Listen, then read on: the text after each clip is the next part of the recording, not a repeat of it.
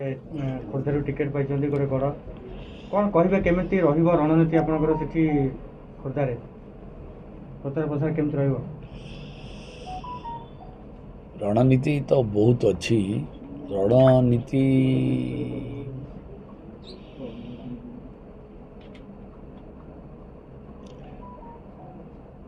सर्वप्रथम मु आगे खोर्धावासी को मु कृतज्ञता जनाऊँगी जे सेमानकर सेवा करने पाई मते भारतीय जनता पार्टी निर्वाचन लड़वा को सुजोग देछि। खोर्धार विकास मोर प्रथम लक्ष्य। से लक्ष्य को साकार करने पाई निर्वाचन होची गोटे माध्यम। निर्वाचन रणनीति आपण पचारले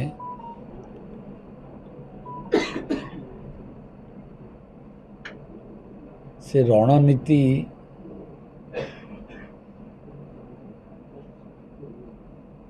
मते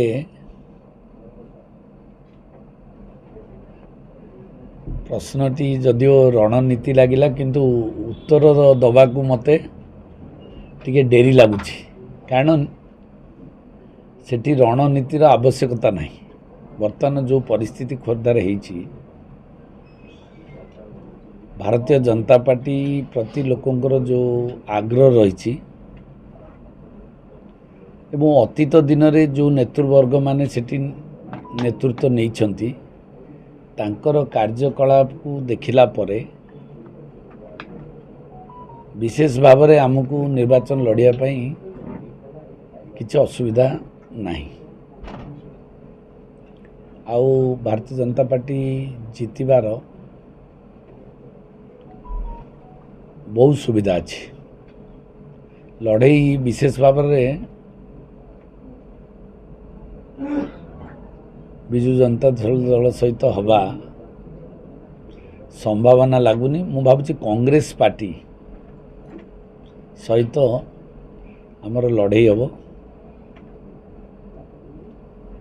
अब भारतीय जनता पार्टी प्रार्थी निश्चित भाव में जीत। बीजेडी सहित लड़ई नहबार कारण है जो भाव में ओडिशा रे विजु जनता दल प्रति लोक मानकर आग्रह कमी जाइछि एवं विजु जनता दल सेठी दुर्बल हो पड़ी। तार कारण होची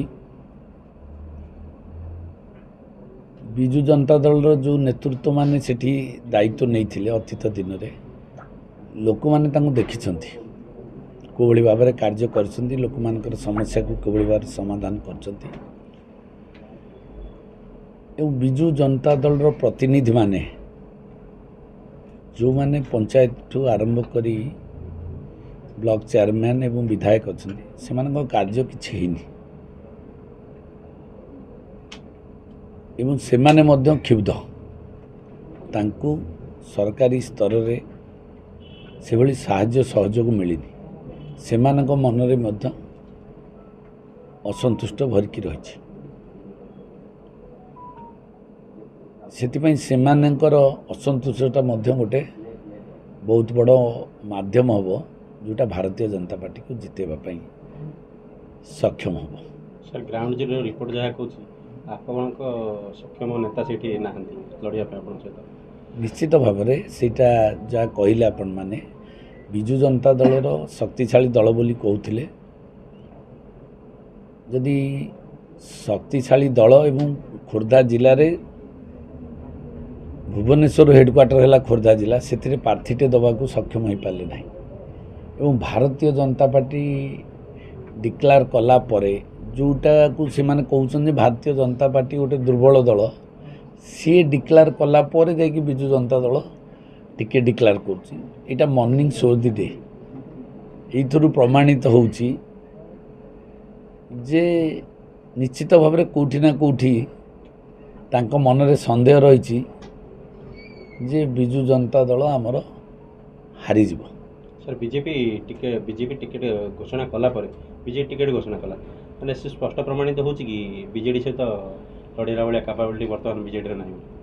ନିଶ୍ଚିତ ଭାବରେ ଏଇଟା ତ ମୁଁ ବହୁତ ଆଗରୁ କହିଛି ଏବଂ ଆଜି ମଧ୍ୟ ଏଇଟା ପ୍ରମାଣିତ ହେଇଛି, ଖୋର୍ଦ୍ଧାରେ ମଧ୍ୟ ହେଇଛି ଏବଂ ବାସ୍ତବରେ ସେଇଟା ମଧ୍ୟ ଆଗାମୀ ଦିନରେ ଘଟିବ। ସେଇ ଅବସ୍ଥା ବିଜୁ ଜନତା ଦଳର ଶକ୍ତି ରାଜ୍ୟ ସ୍ତରରେ କମିଛି ଏବଂ ନିର୍ବାଚନ ମଣ୍ଡଳୀ ସ୍ତରରେ ମଧ୍ୟ କମିଛି। ଯେଉଁ କ୍ରେଜ୍ ଥିଲା ନବୀନ ବାବୁଙ୍କର ସେ କ୍ରେଜ୍ ଆଉ ନାହିଁ, କାରଣ ନବୀନ ବାବୁ କ୍ରେଜ୍ ଆମେ ଥିଲୁ, ଦେଖିଥିଲୁ ବିଜୁ ଜନତା ଦଳରେ 2000, 2004, 2009, 2014, 2018 ଧୀରେ ଧୀରେ ତାଙ୍କ ବୟସ ସହିତ ତାଙ୍କର କ୍ରେଜ୍ ମଧ୍ୟ ଧୀରେ ଧୀରେ କମି ଆସୁଛି। ବର୍ତ୍ତମାନ ଏବେ ଯେଉଁ ଅବସ୍ଥା ଆସିଛି ନବୀନ ବାବୁଙ୍କର ଅସୁସ୍ଥତା ଯୋଗୁଁ, ନବୀନ ବାବୁଙ୍କର ଘରୁ ନ ବାହାରିବା ଯୋଗୁଁ ଲୋକମାନଙ୍କର ଆସ୍ଥା ଟିକେ କମି ଯାଇଛି ଏବଂ ନବୀନ ବାବୁଙ୍କ ପରିବର୍ତ୍ତେ ଆଉ କିଛି ଅଫିସରମାନେ ଯେଉଁଭଳି ଭାବରେ ଏ ଦେଶର ବ୍ୟବସ୍ଥାଟାକୁ ସରକାରୀ ବ୍ୟବସ୍ଥାଟାକୁ ଚଳାଉଛନ୍ତି, ରାଜନୈତିକ ବ୍ୟବସ୍ଥାକୁ ଚଳାଉଛନ୍ତି, ଏଇଟା ଜନସାଧାରଣ ପାଖକୁ ଚାଲିଗଲାଣି। ଫଟୋ ଜଣଙ୍କର, ଶାସନ କରୁଛି ଆଉ ଜଣେ ଏବଂ ସେ ଶାସନ ବି ଯଦି ଆମ ଓଡ଼ିଆ ଲୋକ କିଏ କରୁଥାନ୍ତେ, କୌଣସି ପ୍ରଶାସନିକ ଅଧିକାରୀ ହେଉ କି ରାଜନୈତିକ ନେତା, ଲୋକ ବି ତାକୁ ଗ୍ରହଣ କରିଥାନ୍ତେ। କିନ୍ତୁ ଯେହେତୁ ଏ ଦୁଇଟା ନହେଲା, ଏଇଟା ଓଡ଼ିଆମାନଙ୍କର ଗୋଟେ ସେଣ୍ଟିମେଣ୍ଟକୁ ଏଇଟା ହଟ୍ କରୁଛି। ଓଡ଼ିଆର ସ୍ୱାଭିମାନ ସମ୍ମାନ ପ୍ରତି ଏଇଟା ଗୋଟେ କୁଠାରଘାତ ହେଉଛି। ଏକଥା ଆମ୍ ଜନତା, ସାଧାରଣ ଜନତାଙ୍କ ମନରେ ଏ ପ୍ରଶ୍ନବାଚୀ ତିଆରି ହେଇଛି। ତା ସହିତ ମଧ୍ୟ ଗୋଟେ ଗଣତାନ୍ତ୍ରିକ ବ୍ୟବସ୍ଥାରେ ଯେତେବେଳେ 5 ଥର ଗୋଟେ ସରକାର ରହିଲାଣି, ତେଣୁ ଲୋକଙ୍କ ମନରେ ମଧ୍ୟ ବିତସ୍ପୃତ ହେଲେଣି। ସେମାନେ ବି ଚାହୁଁଛନ୍ତି ଆଉ ଗୋଟେ ପରିବର୍ତ୍ତନ